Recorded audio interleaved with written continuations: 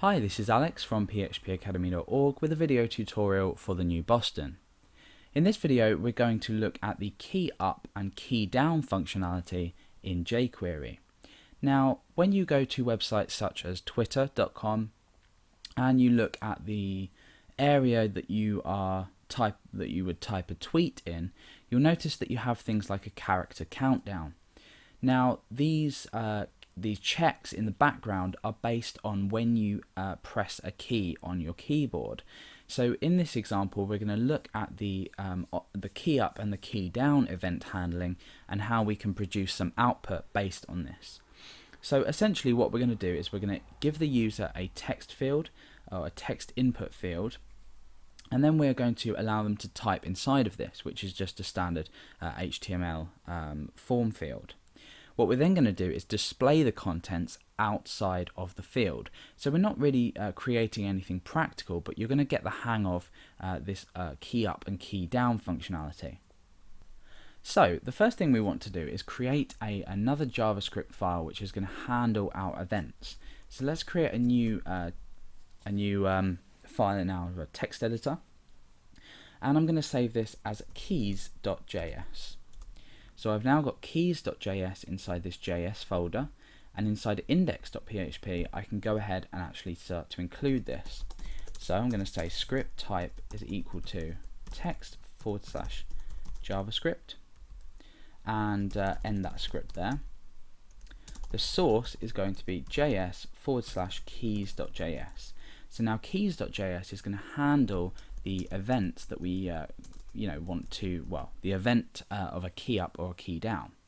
So let's build up our page to give you a rough idea of what we're actually going to achieve.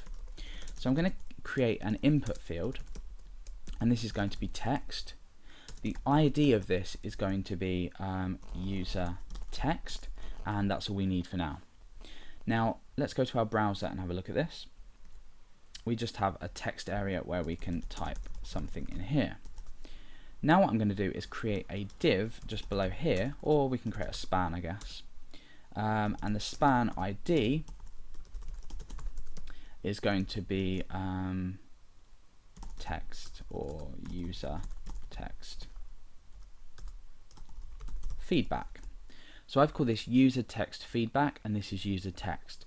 Now the idea of this tutorial to demonstrate, we're going to allow the user to type something into this text field, and as they're typing we're going to relay what they're typing inside of this span.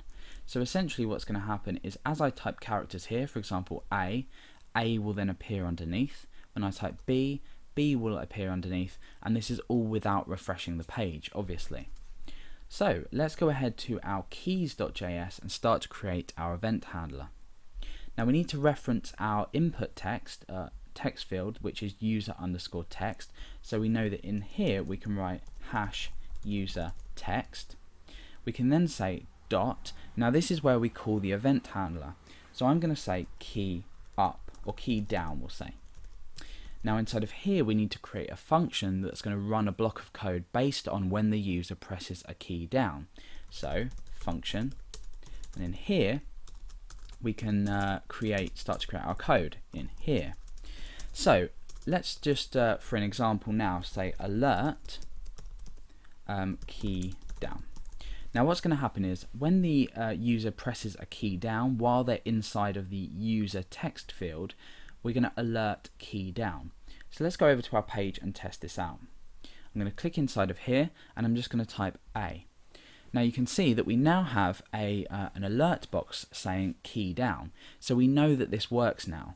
It's an important part of testing. I know I do especially use alert boxes a lot just to test event handling. So we can just press OK on that.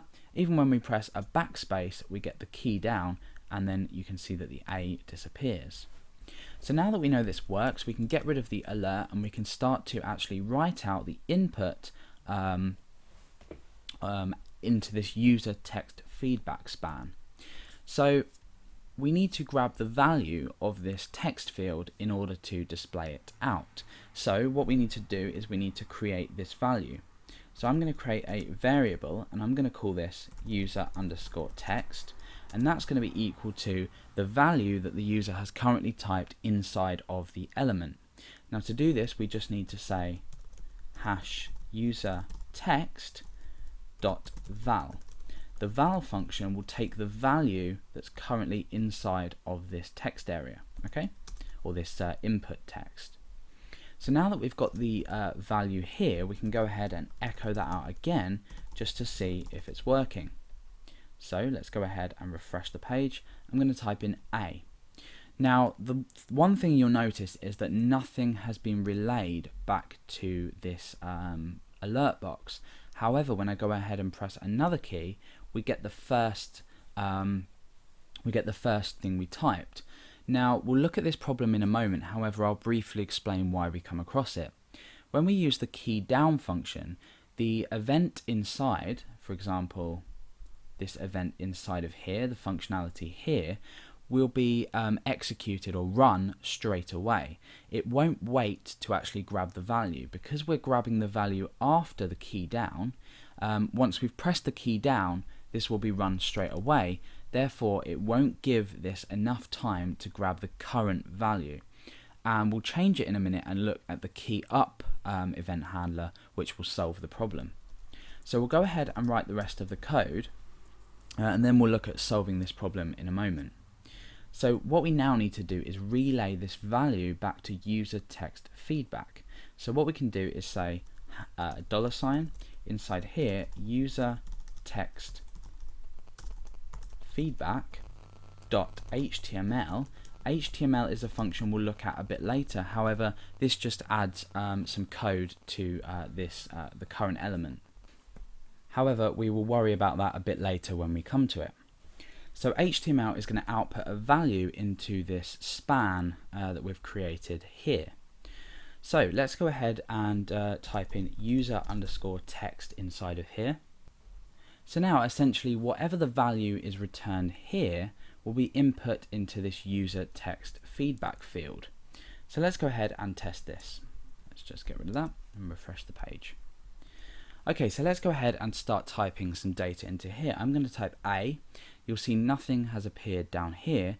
However, when I type B, you'll see, oh well, it's next to the text field, but you'll see that we're getting the same problem as we had when we were using when we used the alert box.